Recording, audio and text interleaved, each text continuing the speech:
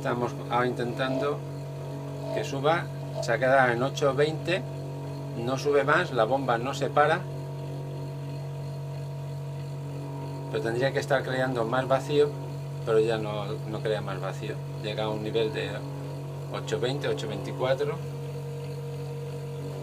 Sin embargo, manualmente accionas el vacuum switch, se para, se mantiene el vacío, pero manualmente con el rendimiento normal y funcionamiento normal no para.